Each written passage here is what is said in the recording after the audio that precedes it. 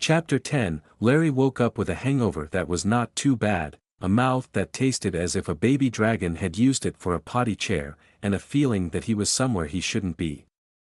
The bed was a single, but there were two pillows on it. He could smell frying bacon. He sat up, looked out the windows at another gray New York day, and his first thought was that they had done something horrible to Berkeley overnight, turned it dirty and sooty, had aged it. Then last night began coming back and he realized he was looking at Fordham, not Berkeley. He was in a second-floor flat on Tremont Avenue, not far from the concourse, and his mother was going to wonder where he had been last night. Had he called her, given her any kind of excuse, no matter how thin? He swung his legs out of bed and found a crumpled pack of Winstons with one crazy cigarette left in it. He lit it with a green plastic Bic lighter. It tasted like dead horseshit.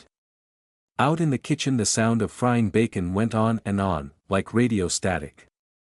The girl's name was Maria and she had said she was a what? Oral hygienist, was that it? Larry didn't know how much she knew about hygiene, but she was great on oral. He vaguely remembered being gobbled like a Purdue drumstick. Crosby, Stills, and Nash on the crappy little stereo in the living room, singing about how much water had gone underneath the bridge. Time we had wasted on the way. If his memory was correct, Maria sure hadn't wasted much time. She had been a little overwhelmed to discover he was that Larry Underwood. At one point in the evening's festivities, hadn't they gone out reeling around looking for an open record store so they could buy a copy of Baby, Can You Dig Your Man? He groaned very softly and tried to retrace yesterday from its innocuous beginnings to its frantic, gobbling finale. The Yankees weren't in town, he remembered that. His mother had been gone to work when he woke up, but she had left a Yankees schedule on the kitchen table along with a note, Larry. As you can see, the Yankees won't be back until July 1st. They are playing a doubleheader the 4th of July. If you're not doing anything that day, why not take your mom to the ballpark? I'll buy the beer and hot dogs. There are eggs and sausage in the fridge or sweet rolls in the bread box if you like them better. Take care of yourself, kiddo. There was a typical Alice Underwood P.S. Most of the kids you hung around with are gone now and good riddance to that bunch of hoods, but think Buddy Marks is working at that print shop on Stricker Avenue. Just thinking of that note was enough to make him wince. No dear before his name. No love before her signature. She didn't believe in phony stuff. The real stuff was in the refrigerator. Sometime while he had been sleeping off his drive across America, she had gone out and stocked up on every goddamn thing in the world that he liked. Her memory was so perfect it was frightening. A daisy canned ham. 2 pounds of real butter. How the hell could she afford that on her salary? 2 6-packs of Coke. Deli sausages. A roast of beef already marinating in Alice's secret sauce, the contents of which she refused to divulge even to her son, and a gallon of Baskin-Robbins Peach Delight ice cream in the freezer. Along with a Sara Lee cheesecake. The kind with strawberries on top. On impulse, he had gone into the bathroom, not just to take care of his bladder but to check the medicine cabinet. A brand new Pepsodent toothbrush was hanging in the old holder, where all of his childhood toothbrushes had hung, one after another. There was a package of disposable razors in the cabinet, a can of Barbasol shave cream, even a bottle of Old Spice cologne. Not fancy, she would have said. Larry could actually hear her, but smelly enough, for the money. He had stood looking at these things, then had taken the new tube of toothpaste out and held it in his hand. No dear, no love, Mom. Just a new toothbrush, new tube of toothpaste, new bottle of cologne. Sometimes, he thought. Real love is silent as well as blind. He began brushing his teeth, wondering if there might not be a song in that someplace. The oral hygienist came in, wearing a pink nylon half-slip and nothing else. Hi, Larry, she said. She was short, pretty in a vague Sandra Dee sort of way, and her breasts pointed at him perkily without a sign of a sag. What was the old joke? That's right, Lucci had a pair of .38s and a real gun. Huh, very funny. He had come 3,000 miles to spend the night being eaten alive by Sandra Dee. "Hi," he said, and got up. He was naked but his clothes were at the foot of the bed. He began to put them on. "I've got a robe you can wear if you want to. We're having kippers and bacon." Kippers and bacon. His stomach began to shrivel and fold in on itself. "No, honey, I've got to run. Someone I've got to see."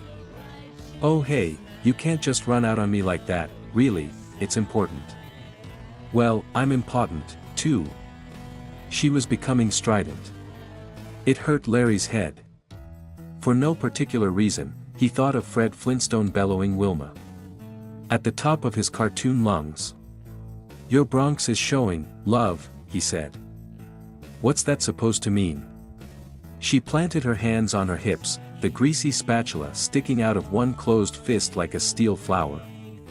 Her breasts jiggled fetchingly, but Larry wasn't fetched. He stepped into his pants and buttoned them.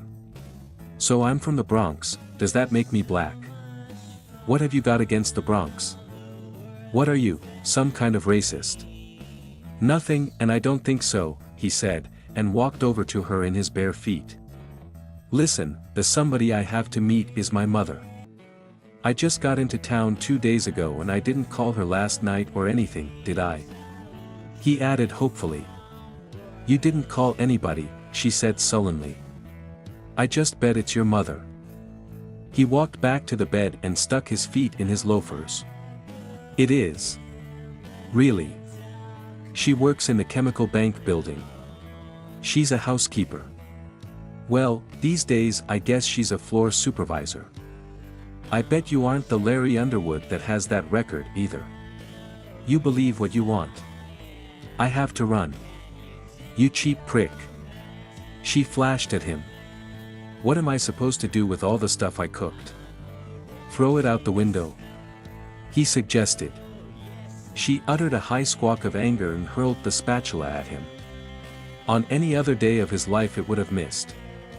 One of the first laws of physics was, to wit, a spatula will not fly a straight trajectory if hurled by an angry oral hygienist. Only this was the exception that proved the rule: flip-flop, up and over, smash, right into Larry's forehead. It didn't hurt much. Then he saw 2 drops of blood fall on the throw rug as he bent over to pick the spatula up. He advanced 2 steps with the spatula in his hand. "I ought to paddle you with this," he shouted at her. "Sure," she said, cringing back and starting to cry. "Why not? Big star. Fuck and run. I thought you were a nice guy." "You ain't no nice guy." Several tears ran down her cheeks, dropped from her jaw, and plopped onto her upper chest. Fascinated, he watched one of them roll down the slope of her right breast and perch on the nipple. It had a magnifying effect. He could see pores, and one black hair sprouting from the inner edge of the aureole. "Jesus Christ, I'm going crazy," he thought wonderingly. "I have to go," he said. His white cloth jacket was on the foot of the bed. He picked it up and slung it over his shoulder. "You ain't no nice guy," she cried at him as he went into the living room. "I only went with you because I thought you were a nice guy." The sight of the living room made him feel like groaning. On the couch where he dimly remembered being gobbled were at least 24 copies of Baby, Can You Dig Your Man? 3 more were on the turntable of the dusty portable stereo. On the far wall was a huge poster of Ryan O'Neal and Ollie McGraw. Being gobbled means never having to say you're sorry, haha. Jesus, I am going crazy. She stood in the bedroom doorway, still crying, pathetic in her half-slip. He could see a nick on one of her shins where she had cut herself shaving. "Listen, give me a call," she said. "I ain't mad." He should have said, "Sure," and that would have been the end of it. Instead he heard his mouth utter a crazy laugh and then, "Your kippers are burning." She screamed at him and started across the room, only to trip over a throw pillow on the floor and go sprawling. One of her arms knocked over a half-empty bottle of milk and rocked the empty bottle of scotch standing next to it. Holy God, Larry thought, were we mixing those? He got out quickly and pounded down the stairs. As he went down the last 6 steps to the front door, he heard her in the upstairs hall, yelling down, "You ain't no nice guy. You ain't no." He slammed the door behind him and misty, humid warmth washed over him, carrying the aroma of spring trees and automobile exhaust. It was perfume after the smell of frying grease and stale cigarette smoke. He still had the crazy cigarette, now burned down to the filter, and he threw it into the gutter and took a deep breath of the fresh air. Wonderful to be out of that craziness. Return with us now to those wonderful days of normalcy as we. Above and behind him a window went up with a rattling bang and he knew what was coming next. "I hope you rot." She screamed down at him. The complete Bronx fishwife. "I hope you fall in front of some fucking subway train. You ain't no singer. You're shitty in bed. You louse. Pound this up your ass.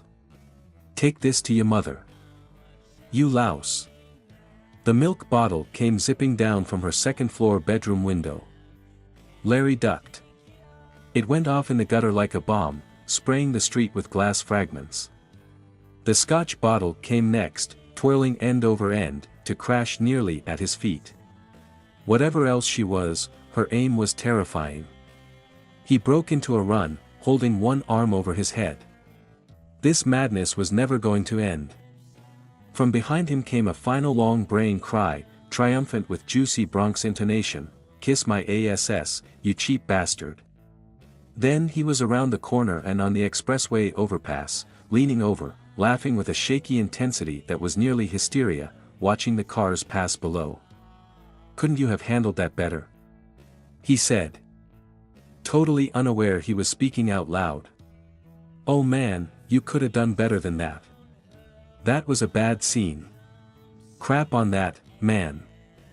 He realized he was speaking aloud, and another burst of laughter escaped him. He suddenly felt a dizzy, spinning nausea in his stomach and squeezed his eyes tightly closed.